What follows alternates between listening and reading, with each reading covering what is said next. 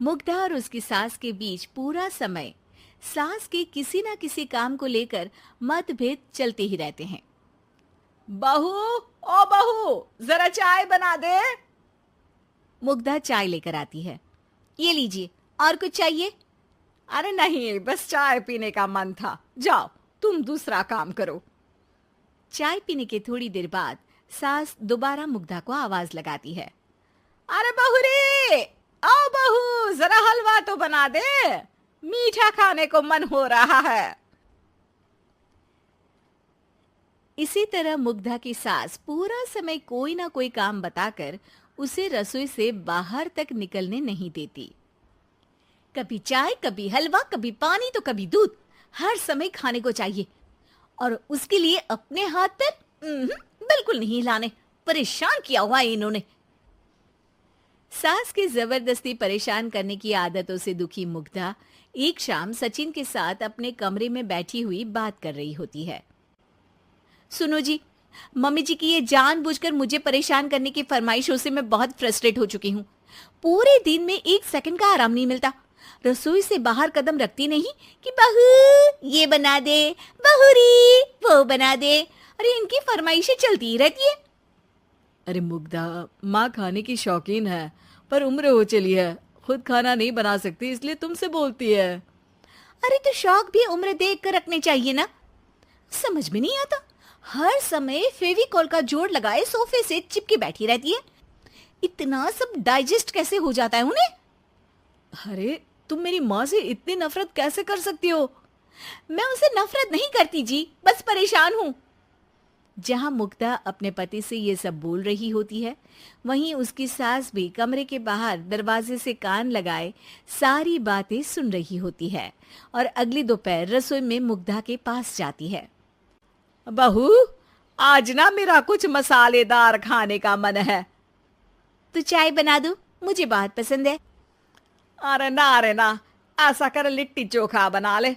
और हाँ, जितना मसाला बातों में मिलाकर पति को सुनाती हो ना, सब्जी में भी वैसे ही डाला करो, खाना स्वादिष्ट बनेगा।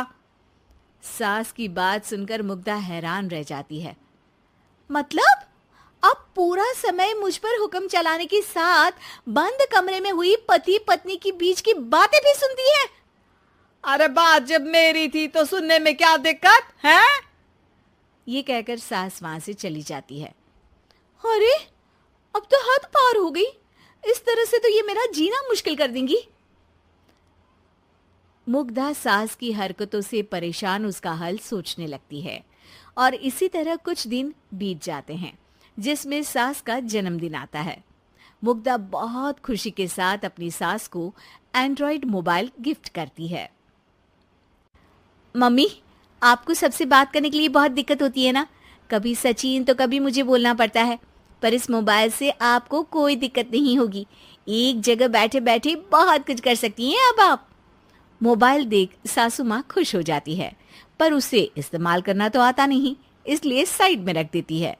जिसे देख मुग्धा घर का सारा काम छोड़ मोबाइल सेट कर सास को इस्तेमाल करना सिखाने लगती है, जिसके बाद अब सास पूरा समय मोबाइल में ही लगी रहती है। हाय, जब से मम्मी को मोबाइल मिला है मेरी लाइफ में कितनी शांति आई है। अच्छा है, इसी तरह बिजी रहे तो मैं भी सुकून की जिंदगी जी पाऊंगी।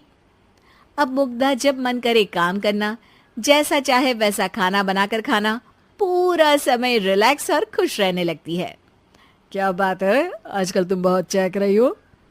अरे मम्मी जी से छुटकारा जो मिला है, अब ना फरमाइशें ना छुप छुप कर बातें सुनना। अच्छा, तो मोबाइल गिफ्ट करने की ये स्कीम थी।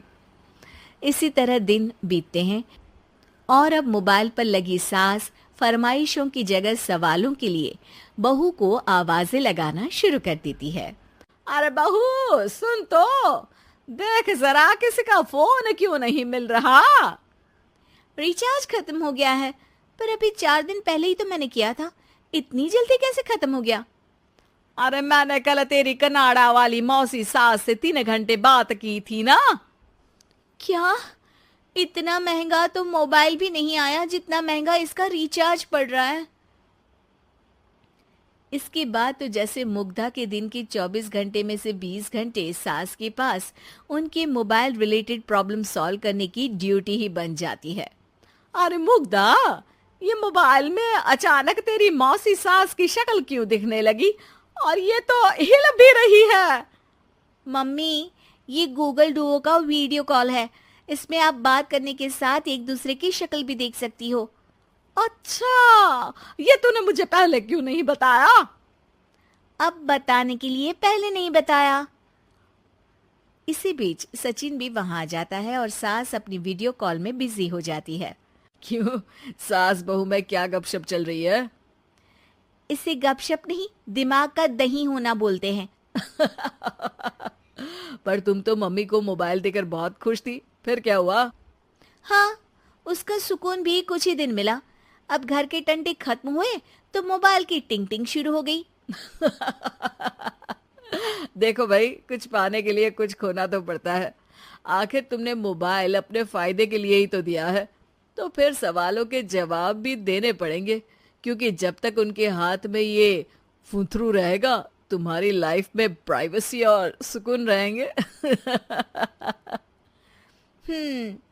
कहने का मतलब है अगर इससे प्यार बढ़े तो दाग अच्छे हैं। अरे मुझे पहले दिन से ही पता है मोबाइल किस मकसद से दिया गया है।